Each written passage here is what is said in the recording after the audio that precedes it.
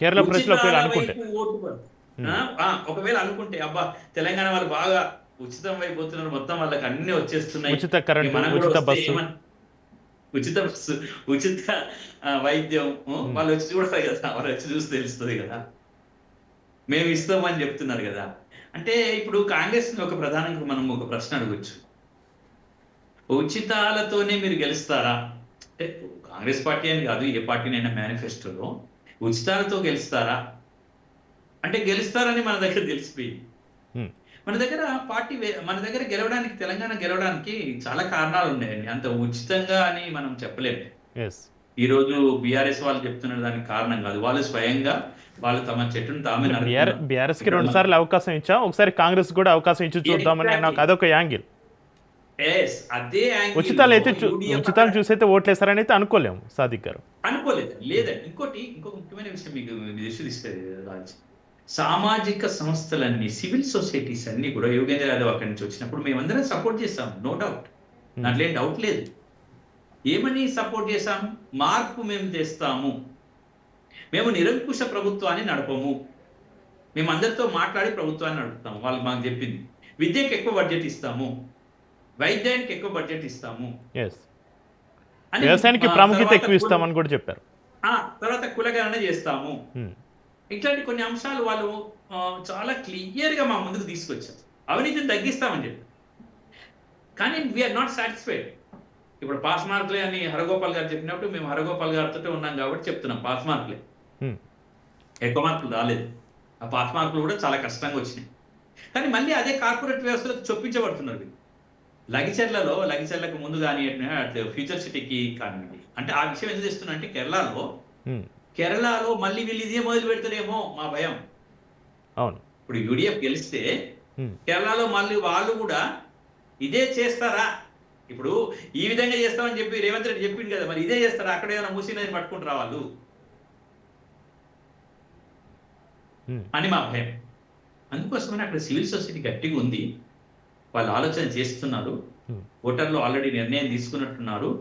అయితే ఏం చేసినా కూడా ఎల్డిఎఫ్కు ఉన్నటువంటి ముఖ్యమైన అంశం ఏంటంటే, ఒక ప్రభుత్వ వ్యతిరేకత తీవ్రంగా గాలి వీచడం, రెండవది ఉచితాల వైపు పోకపోవడం. ఈ రెండు కనుక నష్టం చేస్తాయా అనేది మనం పరిశీలించాల్సి వస్తుంది. ఈ రెండింటితో పాటు ఎల్డిఎఫ్ ని వీళ్ళు కట్ చేయాలని, బీజేపీతో ఉన్నటువంటి సంబంధం కట్ చేయాలనో, లేకపోతే బీజేపీతో అసలు సంబంధం లేదు యాక్చువల్గా అయితే మనకి ఎక్కడ కనిపించవు, ఇవన్నీ కూడా ఆరోపణలు. ఎల్డిఎఫ్ కు బీజేపీకి సంబంధం ఎక్కడ కనిపించదు, యాక్చువల్గా ఉండదు కూడా అనుకుంటున్నాం. Let us see that. ప్రజలు ఏమనుకుంటారు, ఈ ఓట్ల ప్రజలు చెప్పాలి కదా. మనం ఏమనుకున్నా కూడా ప్రజలు అనుకోవాలి, మనం అనుకోవడం లేదు. ప్రజలకు తెలియజెప్పడంలో కూడా చాలా అదిగా ఉండాలి, ప్రజలకు తెలియజెప్పడం. అయితే అక్కడ ఒక మార్పు మాత్రం, ఒక విభిన్నమైనటువంటి విలక్షణమైనటువంటి తీర్పు మాత్రం మనం కేరళలో ఎక్స్పెక్ట్ చేస్తాం. ఎందుకంటే ఇంకొక చాలా ముఖ్యమైన విషయం ఏంటంటే, యూడిఎఫ్ సౌత్కు సంబంధించినటువంటి విషయాల్లో కానివ్వండి, కేరళకు సంబంధించినటువంటి విషయాల్లో తన పట్టును బిగించగలుగుతుందా, అంటే తన పట్టు తను వచ్చిన తర్వాత, ప్రభుత్వంలోకి వచ్చిన తర్వాత చేయగలుగుతుందా అనేది ఓటర్లు ఆలోచన చేస్తారు. సాదిక్ గారు చేస్తున్నప్పుడు కెపాసిటీ ఆఫ్ డూయింగ్ లో వస్తే మన ఈ సీఎంఏ హైలో ఉన్నాడు. మళ్ళీ ఆ సర్వే చేసిన ఈ సీఎం, ఇప్పుడు ఉన్నటువంటి సీఎంఏ హైలో ఉన్నాడు, హై ర్యాంక్ లో.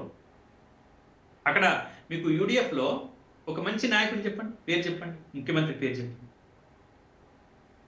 ఒక ముఖ్యమంత్రి పేరు చెప్పండి. యూడిఎఫ్ ఒక మంచి నాయకత్వాన్ని ముందు పెట్టలేదు. మళ్ళీ ఆ లిపాప వస్తుందేమో, ఆ కవర్ వస్తుందేమో, ఆ కవర్లోకి వెళ్ళి ఆ నాయకుడు వస్తుంది మళ్ళీ యూడిఎఫ్ లో. కాబట్టి ఇవన్నీ ఆలోచన జరుగుతున్నాయండి. కాబట్టి ప్రధానంగా పోటీ ఎల్డిఎఫ్ యూడిఎఫ్ మధ్య ఉంటుంది. అది ఒక సన్న విభజన రేఖలాగా ఎల్డిఎఫ్ యూడిఎఫ్ మధ్య ఉంటుంది. ఎల్డిఎఫ్కి కొంత నష్టం జరిగే అవకాశం ఉంది. ఆ నష్టాన్ని కనుక వీళ్ళు లాభం చేసుకుంటే యూడిఎఫ్ గెలిచే అవకాశం.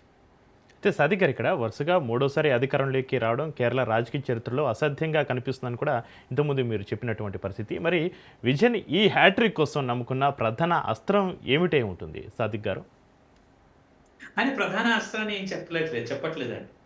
ఎందుకు చెప్పట్లేదంటే, వాళ్ళు కమ్యూనిస్టులు కాబట్టి కొన్ని విషయాలు నిజాన్ని ఒప్పుకోవాలి. కొన్ని జరిగాయి వాళ్ళతో. ఏం అద్భుతంగా పరిపాలన చేయలేదు. ఏం అద్భుతంగా భారతదేశంలో అన్ని రాష్ట్రాల్లో విపరీతమైన బాగా పరిపాలన చేశారని చెప్పడానికి వీల్లేదు. వాళ్ళ మీద కూడా అవినీతి ఆరోపణలు ఉన్నాయి. హ్మ్.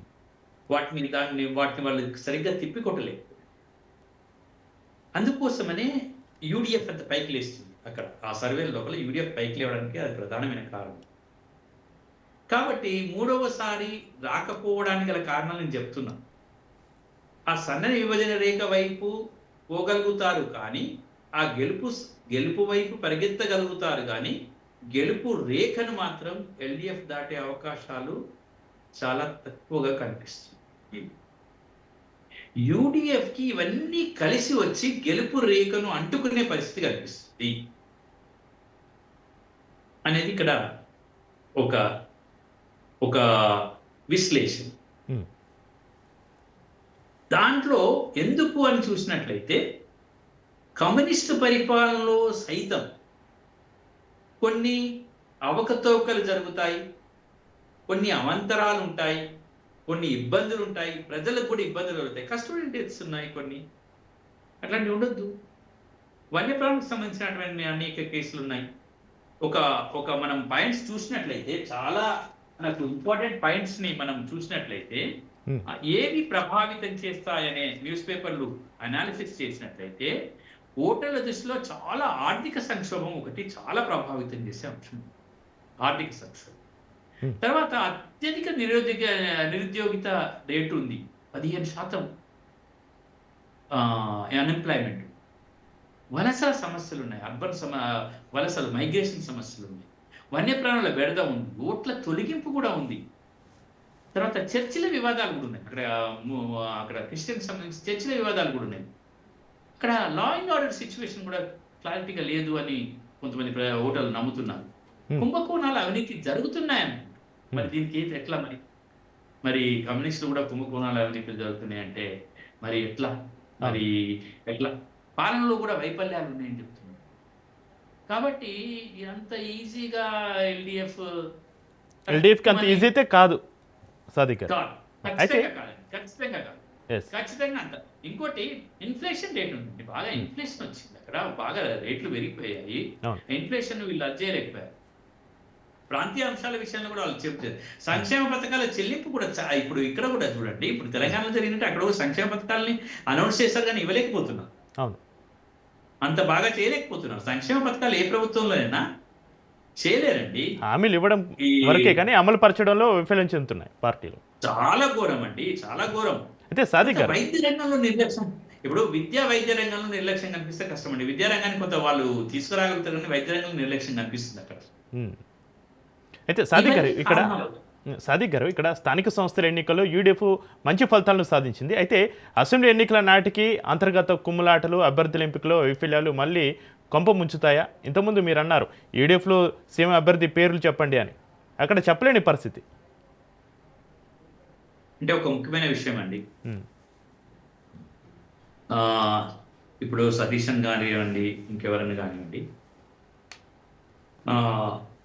ఖచ్చితంగా యూడిఎఫ్ వస్తే యూడిఎఫ్కి choices are more than LDF.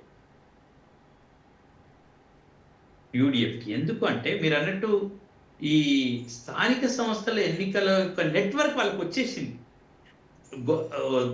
కొట్లాట ఉండొచ్చు మీరు అన్నట్టు, ఏది మనము అంతర్గత కుమ్ములాటలు వాళ్ళ మధ్య కుమ్ములాటలు ఉండొచ్చు, కానీ ఎలక్షన్స్ లో ఏమంటుందంటే మన పార్టీ మనం కనుక గెలిస్తే రేపు మనకు వేరే ఉంటుందని అనుకుంటారు కదా.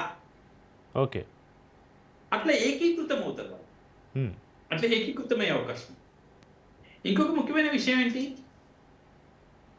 ఫైనాన్షియల్ విషయం. ఫైనాన్షియల్ విషయంగా మన కాంగ్రెస్ యూడిఎఫ్ వాళ్ళు కొంత ముందుకెళ్తున్నారు, కానీ కేరళలో అంత బాగా పనిచేయకపోవచ్చు. ఏంటి డబ్బులు పంచడము, డబ్బులు అది చేయడము, మరి ఎంతవరకు సక్సెస్ అవుతుందో తెలియదు, కానీ ఆ మేరకు అక్కడ తెలంగాణలో గెలిచినట్టు మేము ఇక్కడ కూడా ప్రయత్నం చేస్తామనే ఆలోచనతో ఇక్కడ ముఖ్యమంత్రి కానివ్వండి, కర్ణాటక నుంచి కానివ్వండి, ఎక్కువగా మన తెలంగాణ నుంచి బాగా కాన్సన్ట్రేషన్ అక్కడికి మైగ్రేట్ అవుతుంది. అంటే డబ్బులు మైగ్రేట్ అవుతాయా, మనుషులు మైగ్రేట్ అక్కడ పనులు ప్రభావితం చేస్తారో తెలియదు కానీ ఈ ప్రసంగాలు మాత్రం ఏం చేయవు కానీ అక్కడ ఉండేటువంటి విషయాలు మాత్రం మనం పరిశీలించవచ్చు. ఓకే. అంతేకాకుండా how far it is correct that Priyanka Gandhi అక్కడి నుంచి పోటీ చేసి గెలిచింది కదా కేరళ నుంచి. Yes. How far that influence will come. మరి ప్రియాంక వచ్చి అక్కడ ఎంత ఇన్ఫ్లుయెన్స్ చేస్తుంది అది మనం చూడాల్సిన అవసరం కూడా ఉంది. కేరళ ఆల్మోస్ట్ ఆల్ మనకు చూసినట్లయితే కేరళ దక్షిణాది రాష్ట్రాల్లో ఏదో బీజేపీ అసలు అంటే కొంత ఉంటుందండి, మరీ ఉండదు, అసలు ఏముండదు అని నేను చెప్పలేను కానీ ఓట్ల చీల్చడం మాత్రం ప్రక్రియ జరుగుతుంది ఈసారి. ఆ చీల్చివేత ఎల్డిఎఫ్ కి జరగకుండా ఉంటే మాత్రం ఎల్డిఎఫ్ వచ్చేస్తుంది, యూడిఎఫ్ కి జరిగితే యూడిఎఫ్ పోయి. అయితే ఆ సన్నని రేఖ మధ్యనే మనము ఉన్నాము. ఖచ్చితంగా ఇప్పటి వరకైతే ఈ రోజు వరకైతే యూడిఎఫ్ కొంత పైన కనిపిస్తుంది, కొద్దిగా పైకి కనిపిస్తుంది. రైట్.